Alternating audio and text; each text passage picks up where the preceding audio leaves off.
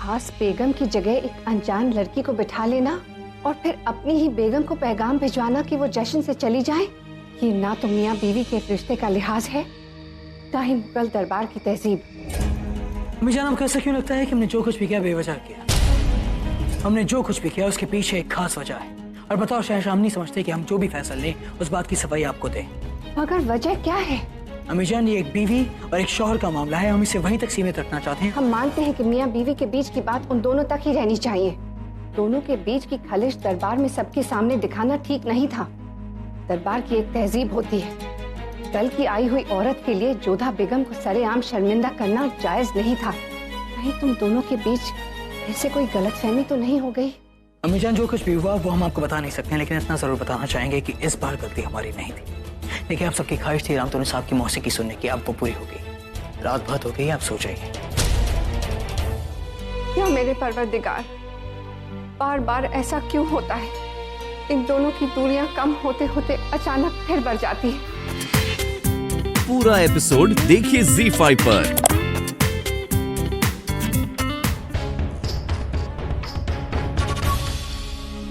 क्यों आए आप यहाँ? हमने तो आपको नहीं बुलाया। कैसा हो अगर आपकी तरह हम भी आपको यहाँ से धकेलते?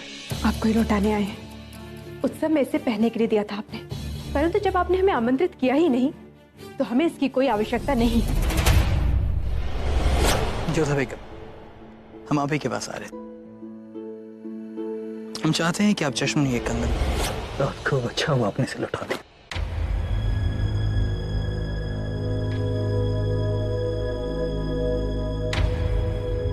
सुभान अल्लाह,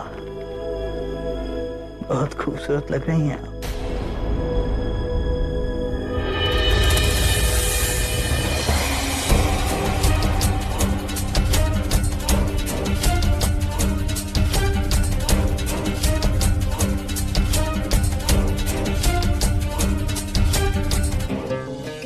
आप ही का करम है शहंशाह, इतना बेहतरीन लिबास आप ही ने हमें जो तोहफे में दिया है। पसंद आया आपको? जी। नसी, दरअसल हमारे हरम में कारीगर है जो बेहतरीन लिबास बनाने में माहिर है। उससे कहकर हमने आपके लिए ये बेमिसाल लिबास बनवाया है। आपकी मेहरबानी शहंशाह। कनीस को लगता है कि उसे अभी चले जाना चाहिए। बेगम साहिबा जो मौजूद है। हरगिज़ नहीं, जिस काम से आई थी वो हो चुका है। ऐसे आपके लिए एक और चीज है हमारे पास।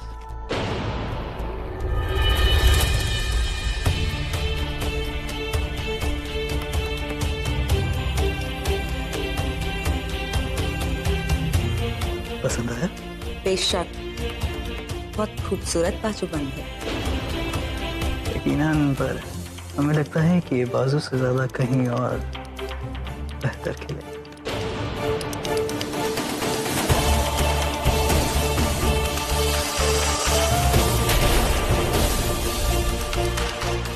अब यकीनन ये बहुत खूबसूरत लगता है। कुछ और कहना है जोधा बेगम? कुछ चाहिए आपको?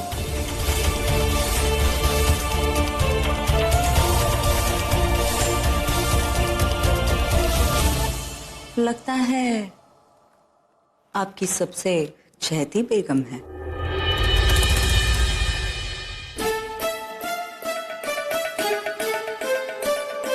गुस्ताखी माफ कसूर। कनीस को ऐसा नहीं कहना चाहिए, मगर सच तो ये है कि उन पर से आपकी नजर हटती ही नहीं, और आज तक ऐसा नहीं हुआ है कि कनीस सामने हो और किसी की नजर किसी और पे।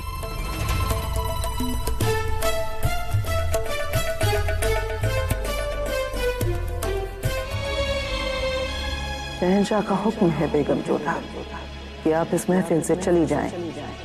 शहंशाह इस महफिल में आपकी मौजूदगी नहीं चाहते। समझते क्या हैं आपको कि आप बेइंतहा खूबसूरत हैं कि आप खत लिख देंगे और हम दौड़े चले आएंगे? नहीं जोधा बेगम। कनीस को लगता है कि इसे अभी चले जाना। बेगम साहिबा जो मौजूद है। इस काम से आई थी वो हो चुका है।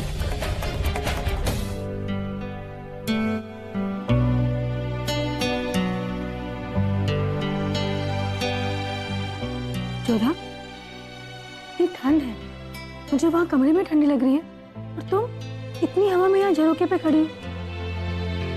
लो पहन लो इसे, नहीं तो ठंड लग जाएगी। नहीं चाहिए हमें। क्रोध की अग्नि इतनी तीव्र है कि हमारा रोम रोम चल रहा है। भरी सभा में शहंशाह ने हमारा अपमान किया, एक राजवंशी राजकुमारी का अपमान किया उन्होंने। संगीत सभा से हमें चले जाने के लिए कहा, और जब हम उनके कक्ष में गए उनसे बात करने के लिए तो उसके सामने कह दिया कि उनके पास हमारे लिए समय नहीं। इतने अपमान के पश्चात हमारा मन कर रहा है कि भूमि पर जाकर उसमें समा जाए। परंतु जोधा, शहंशाह ने किसके सामने कहा ऐसा? क्या? अभी अभी तुम्हें तो कहा ना कि शहंशाह ने उसके सामने कहा। किसके सामने? वही जिसे भरी सभा में अपने और रुपया बेगम के साथ बैठाया था उन्होंने। परंतु वो स्त्री इस समय शहंशाह के कक्ष में क्या कर रही है?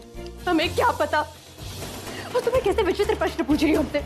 हम क्या इस बात का हिसाब रखते हैं कि शहंशाह के कक्ष में कौन कब आता है, वो किसके साथ रात्रि व्यतीत करते हैं? उस दिन नशे में न जाने क्या क्या कह रहे थे हमसे, और अब सोच कर भी हमें लज्जा आती है। जोधा, हो सकता है तुम्हें कोई भ्रम हुआ हो। भ्रम हुआ है हमें? तुमसे तो बात करनी बेकार है मोती, जब देखो तब शहंशाह का पक्ष लेती रहती हो। चले जाओ यहाँ से, अकेला छोड़ दो हमें, जाओ।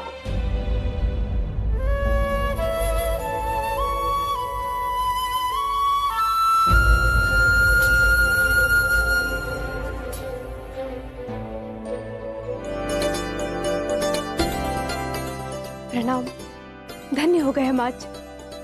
इस आरती में आज हमें आपकी संगति मिली। हम नहीं गाते तब भी आप बहुत अच्छा गा रहे थे, बस तनिक सुर और ताल में अभ्यास की आवश्यकता है। हमें लगता है कि आपने विधिवत संगीत की शिक्षा ली। जी, संगीताचार्य महाबल जी। उत्तम, अति उत्तम। इतने श्रेष्ठ गुरु से आपने संगीत की शिक्षा ली है, आपको तो अपने संगीत को सहेजना चाहिए, अभ्यास मत छोड़िएगा। जी, हम प्रयास करेंगे। वैसे आप हमारे आदर्श हैं और आज आपके साथ गाकर हमें बहुत ही आनंद अनुभव हुआ। आनंद तो हमें हुआ कि अब तक आपने हमारी संस्कृति को बचा कर रखा। आज हम यहाँ से जा रहे थे तो सोचा मंदिर में माता के दर्शन कर लें, और हमारा सौभाग्य आपके दर्शन भी हो। सौभाग्य तो हमारा होगा जो फिर कभी आपके संगीत सुनने का अवसर हमें मिलेगा। आशा करते हैं आप आगरा फिर से आएंगे। एक बात स्पष्ट कहें आपसे आमिर कुमारी, दोबारा आगरा आकर अपने संगीत की प्रस्तुति देने में हमें कोई रुचि नहीं। हम यहाँ केवल अपने राजा के आग्रह पर आए थे, अन्यथा हमारा स्वाभिमान हमें मुगलों के बीच आकर अपने संगीत की प्रस्तुति देने की आज्ञा नहीं देता। आचार्य जी, संगीत की कोई सीमा नहीं होती और कोई बंधन भी नहीं होना चाहिए। आमेर हो, रीवा हो या आगरा, हम अम्बेबा से प्रार्थना करते हैं कि आपके संगीत का यश पूरे भारतवर्ष में फैले। आशा है कि आपके संगीत को सुनने का अवसर हमें फिर से मिलेगा।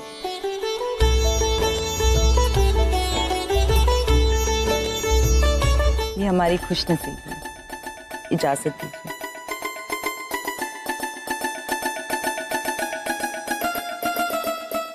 अपने गरीब खाने में कनीज आपका इंतजार करिए।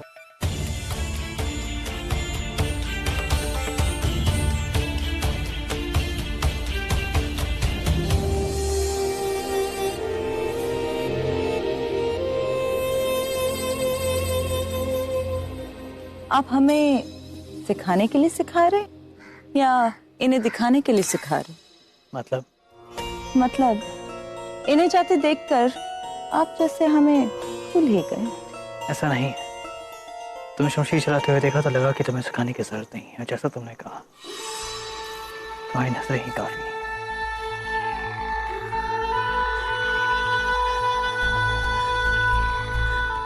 जिंदगी में पहली बार ऐसे इंसान से वास्ता पड़ा है। लोगों की नजर हमसे हटती नहीं और इनकी हम पर टिकती नहीं। पूरा एपिसोड देखिए ZEE5 पर।